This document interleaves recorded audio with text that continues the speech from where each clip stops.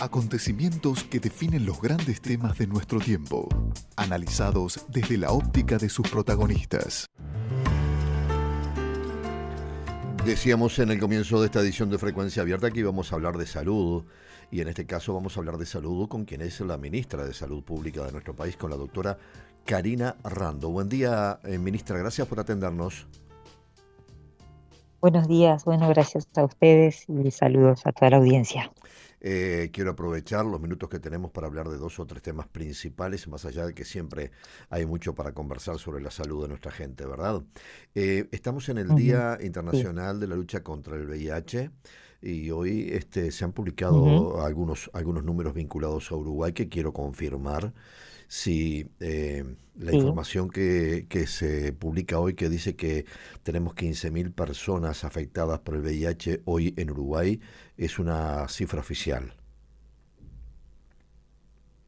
estoy mirando a mí me lo dieron ayer también, eh, el número total de 15.000 pacientes.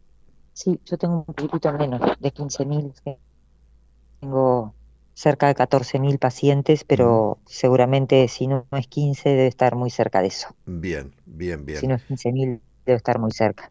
Tengo los datos que tengo yo acá en este momento en el informe que me acercaron a mí en el día de ayer es un Sí. poquitito menos que 15.000, pero debe de estar medio cerca. Tengo 13.900. Es Así una, que es sí. una cifra que Ujú. está dentro del rango promedio de los últimos tiempos.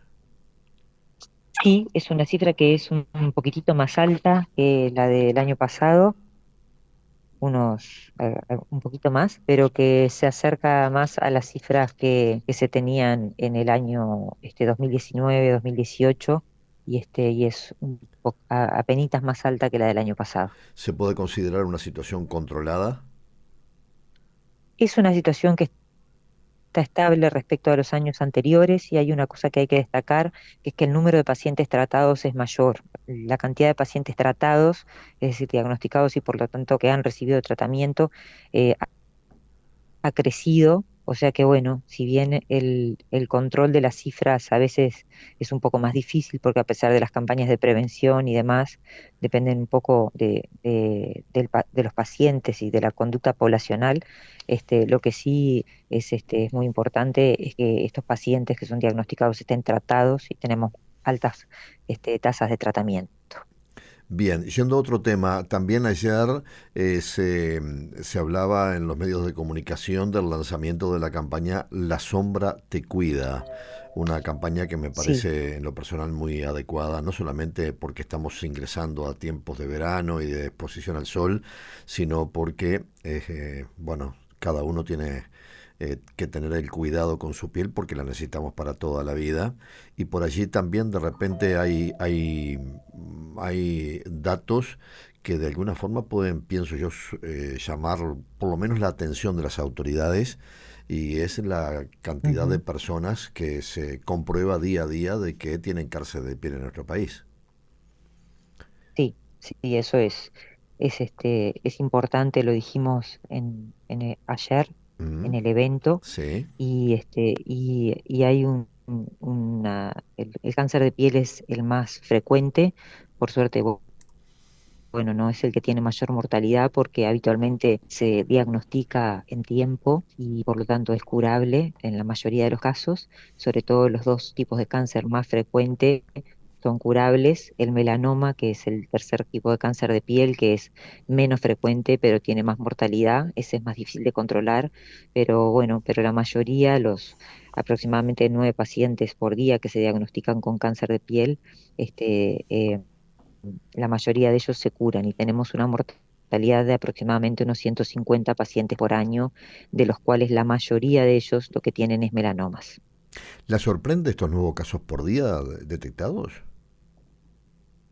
No, es más o menos lo que venía haciendo. Tal vez el año pasado fue un poquitito más alto, y este año, sobre todo las consultas y las quemaduras, pero es una cifra que también está estable respecto a otros años. No nos tiene, digo, nos sorprende en el sentido de que no es que nos sorprenda, sino que nos preocupa, ¿no? Porque siendo un cáncer que se puede prevenir, deberíamos tener cifras mucho más bajas. Si la población realmente se cuidara y lográramos tomar conciencia, que es algo que a veces nos cuesta, ¿no? Porque todos sabemos que entre las 10 de la mañana y las 4 de la tarde no podemos ir a la playa, pero ¿quién de nosotros no va a la playa en algún momento en esas horas?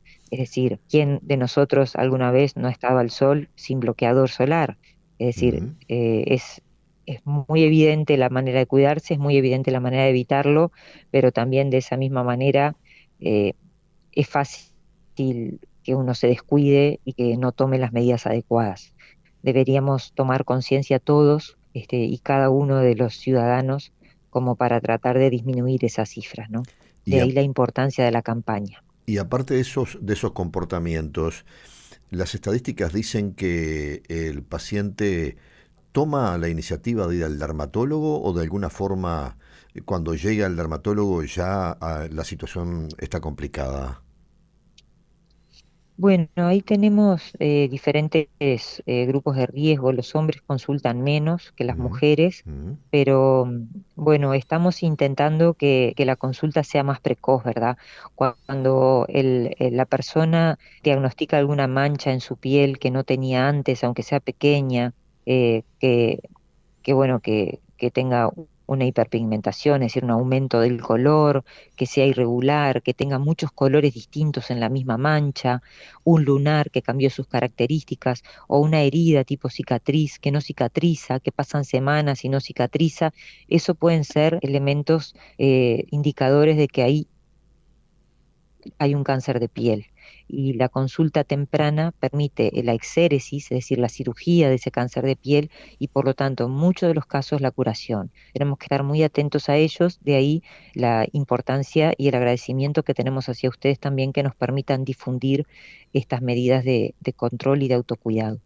Ministra, ¿es exagerado decirle a cada persona que estaría bueno que una vez al año consultara a la dermatóloga o el dermatólogo? Sí, yo creo que ¿Por la consulta al iniciativa propia y no dermatólogo, porque su médico general se lo no, no, indique?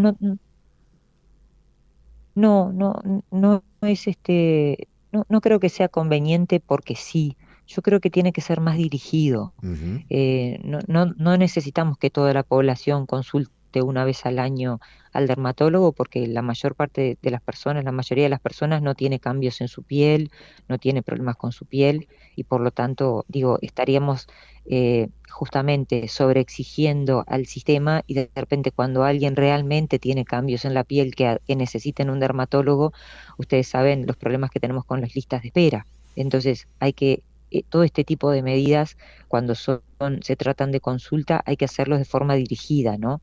Es decir, alcanza con que aquel paciente que vea en su piel una mancha, una cicatriz, que no cura, o un lunar que ha cambiado características, consulte. Esa es en realidad la manera y ese es el consejo que nosotros damos desde el Ministerio de Salud Pública. No una consulta preventiva como uno se hace una mamografía preventiva. Eso no, una ujú. consulta al dermatólogo preventivo no es algo que sea en realidad recomendable. Bien, ministra, usted ha mencionado también que 2024 va a ser un año de vacunación contra el COVID. Cuéntenos un poquito cuáles son los planes del Sí, ministerio, por favor. bueno, los planes del Ministerio de Salud Pública ya está en tratativas y en las últimas etapas del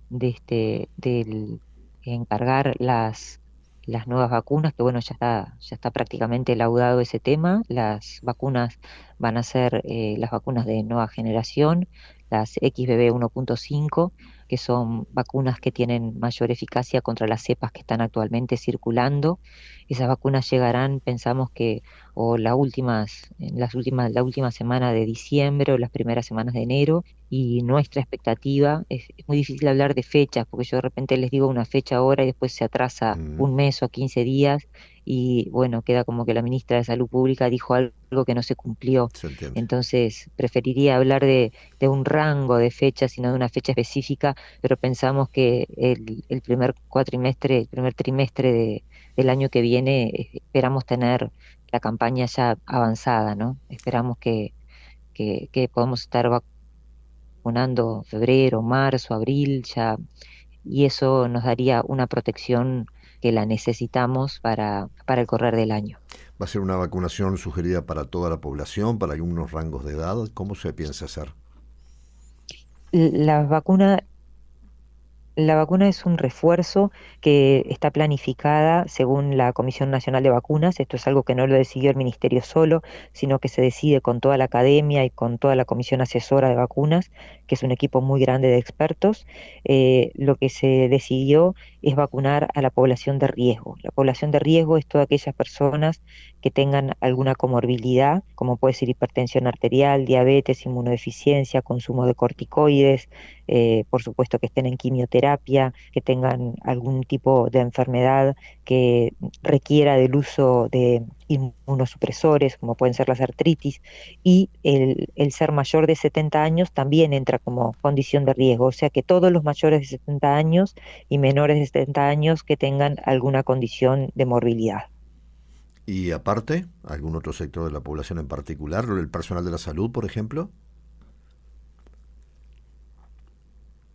Eso es lo que nos recomendó la CENAV. Probablemente se haga a fin de año o tal vez cuando lleguen las vacunas, una nueva comisión nacional de vacunas, y si ahí agregan algún otro grupo, bueno, lo daremos a informar. Pero hoy en día la comunicación de CENAV es esa la recomendación. Pacientes de riesgo y pacientes mayores de 70 años, pacientes inmunodeprimidos de cualquier edad, con comorbilidades, en un momento dijeron mayores de 50 años, con comorbilidades y mayores de 70 años todos.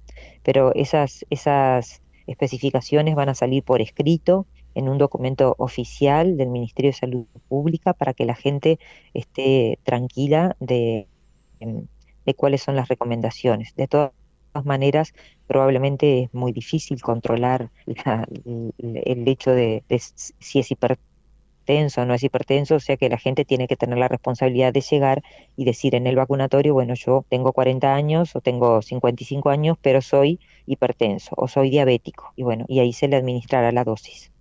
Bien, ministra, gracias por el tiempo de esta conversación muy interesante. Que tenga buena jornada. Muchas gracias y saludos para ustedes. Muy Gracias amable, por la oportunidad. muy amable. Felices fiestas. Hasta pronto. La conversación era con la doctora Karina Rando, ministra de Salud Pública. La escuchaste aquí en Frecuencia Abierta.